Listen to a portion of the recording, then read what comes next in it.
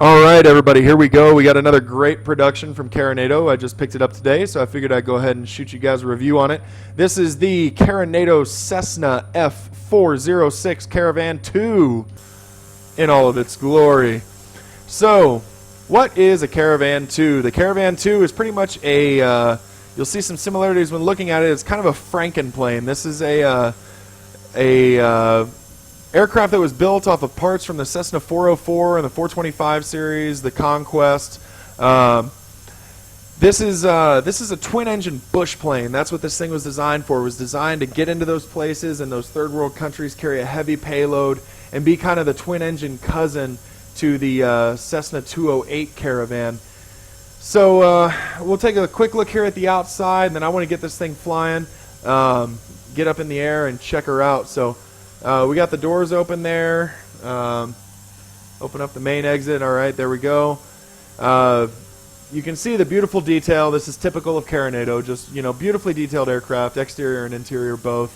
You know, you can see the little exhaust marks there, some wear and tear on the landing gear covers. You know, even underneath of the wing there, you can see some wear and tear. Just, you know, beautiful stuff. Typical of Carenado, no big surprise there. This is a true bush plane. That's what this plane is designed for, like I said before. So since it is a bush plane, we're sitting here at a little airport in a place called Baker, Florida. That's one of those drive-by places. You blink, you miss it. But this is actually right outside of Crestview, which is where I do a lot of my takeoffs and stuff from, and fly down to Destin. So I'm going to try and make this one quick. I know you guys are kind of tired of watching my long-ass videos, so I'll try and make this one a little bit shorter for you. But I do want you to get a good appreciation for the aircraft, you know, and truly be able to really see it in all of its glory and enjoy it and all that good stuff. So I got all the lights on right now. Can't really tell. It is daytime out. Good lighting, though, on the aircraft. Let's go ahead and take a look-see on the inside here. And we have the Aspen Avionics EFD 1000. That's our main panel right there. We've got our VOR, ADF, backup, holy crap, attitude indicator, altimeter, VVI, VSI, and our turn indicator here. Does have a good autopilot. You know, we've got our engine instruments and all that good stuff over here, and then we have dual Garmin GNS 530s over here on the right-hand side. Also, we have the weather tracker, which actually works. So if you take a look at that, this is the actual weather in Baker, Florida, Crestview area right now. You know, typical, just amazing looking interior from Carenado. What else is new? They're rock stars when it comes to this stuff. It's even got nice little wear and tear here on the yoke and everything. I love their products. You know, as far as realism flying. You know, I can't say I've never flown a 406 Caravan. I'm not even rated for a multi-engine aircraft, so I wouldn't know. But you know, just some things to bear in mind with this aircraft. It was designed to be an aircraft that operates below 10,000 feet and can go and cruise comfortably at 200 knots. So that's what we're going to try and do today. We're going to get it up in the air, get it up to cruise speed. Once we get up to cruise speed, I'm going to bring it down at the nearest airport. Might be Duke. Probably not Crestview. It'll either be Dukefield or Eglin. I'm not going to go all the way to Destin today. So let's go ahead and get this puppy taken off, all right? All right, so we've got our flaps set down to the first notch there. Since we are in a bush plane, let's go ahead and use everything that we got here. So we're going to do a nice soft field takeoff, make sure that our trim is set for takeoff. A little bit nose up. I'm going to maintain some back pressure on the wheel here, do a nice soft field takeoff. Maintain back pressure on the yoke. Sorry, not the wheel. Sorry, I'm trying to talk too fast here. Get this thing done for you guys. Maintain back pressure on the yoke as we start heading down the runway here. I'm going to go ahead and disengage the parking brake and just hold brakes while we get the torque and everything coming up on these engines here. I'm not going to go through a full everything on this. I'm trying to make this quick for you. All right, maintain full power. We want to make sure we don't dig in that front wheel, so let's go ahead and release. Oh man, this thing is accelerating quick. It's a beauty. Wow, already at 70, 80. We're looking at 90 knots. Nose comes up. Starts to kind of ease up off the ground. A little bit of right rudder. Maintain. All right, gear up. Gear is coming up.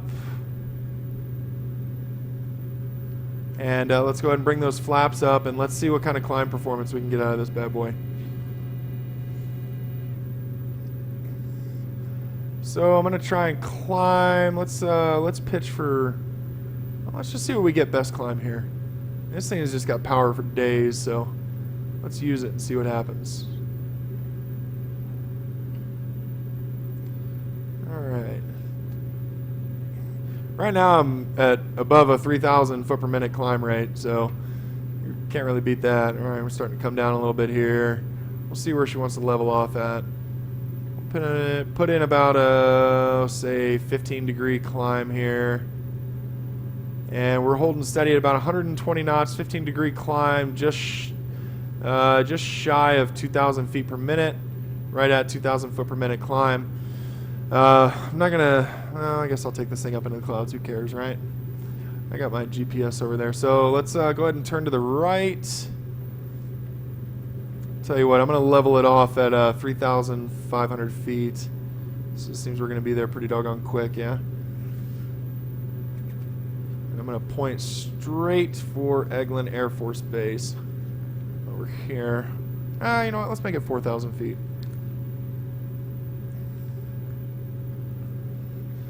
Bring some of that manifold pressure down so we're not riding the red line for too long there.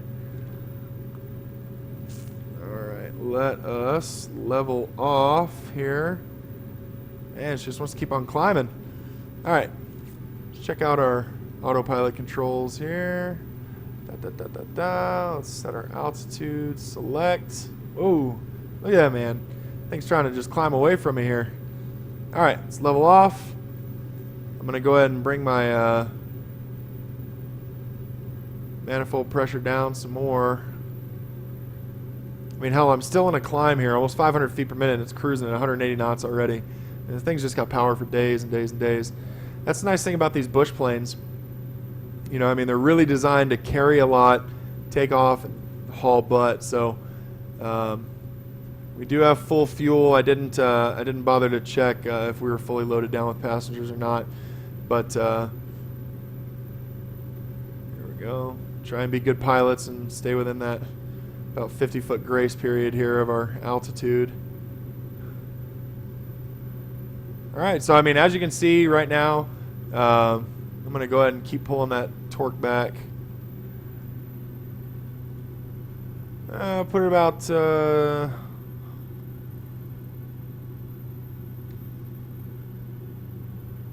let's see here. Let's bring our prop RPM down to about, say, 1,700 or so. That seems like it'd be a good cruise area. And, geez, here we go. Man. So the aircraft is pretty light on the controls. That's something that I did notice, that I am noticing, rather. Not hard to control, just, you know, it'll get your attention if you put in too much deflection one way or another. Fore or aft or left or right.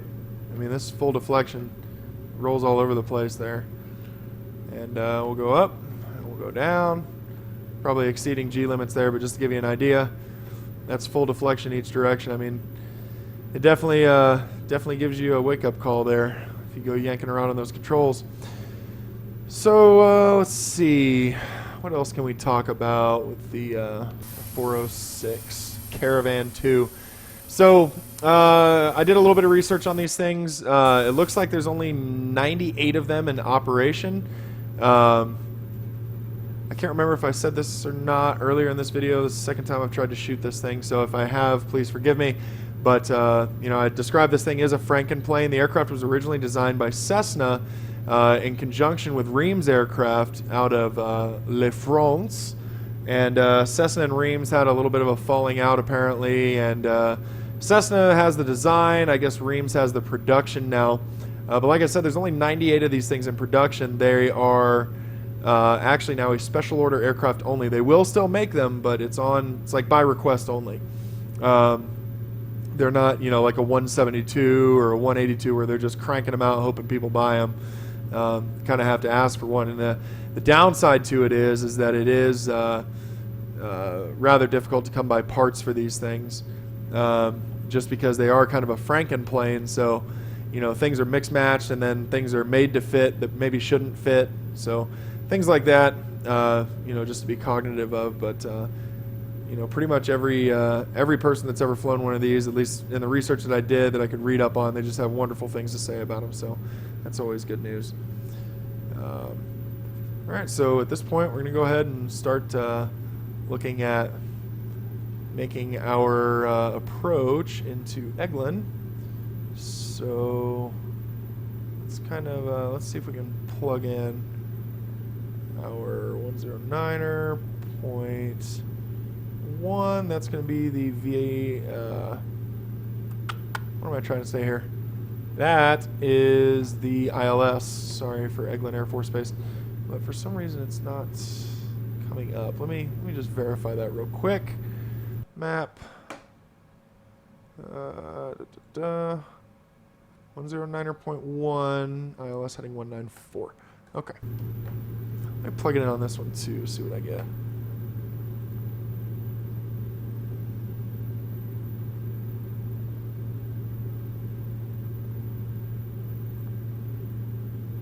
Okay, there we go. I was looking for it over here on this one.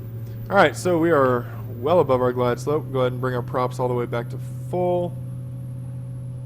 Okay, we're going way fast. Let's see, does this thing have speed brakes? One would think a bush plane, right? Would have speed brakes. Looks like it doesn't, so we're just going to do it the old-fashioned way. Gonna make some S-turns. Bring the throttle down. All right, here we go. First degree of flaps. We're in the white arc. We can go ahead and do that. That'll get us nice and slowed down. Throw in a little slip here.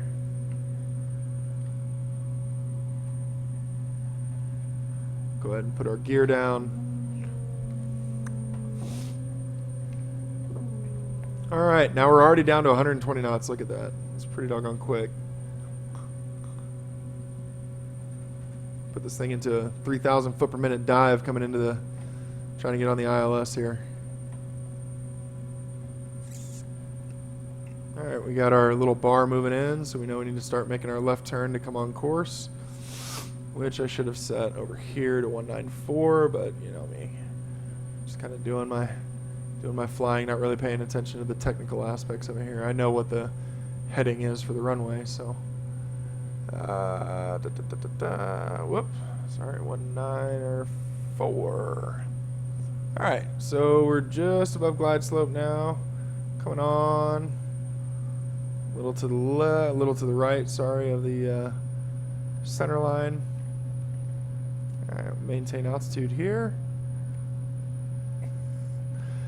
Alright, so once we actually get into our approach, I believe the approach speed for this aircraft is 90 knots, I want to say. I can't remember. I looked it up on the data sheet, but I didn't bother to print it out. Figured I'd try and commit all this to memory, but feel free to leave that in the after-action review comments down there on the bottom about how much I suck, and if I remember, I'll come back and answer the question with whatever the answers are that I find. If you have any questions about any of the aircraft that I do, or if you have a request for me to do a specific aircraft, by all means, feel free to ask me, and I'll be happy to do it. All right, so we've got that nice little crosshair now. We're on glide slope, on localizer, so we are, well, now we're a little above because I spoke too soon. All right, so let's go ahead and bring the throttle back even more. I'm going to drop the flaps to the next degree. We're going to see just how short we can land this thing. After all, that is what it's for. So here we go, coming in. I'm going to try and keep this video under 20 minutes. I think I'm about probably 15 or so right now.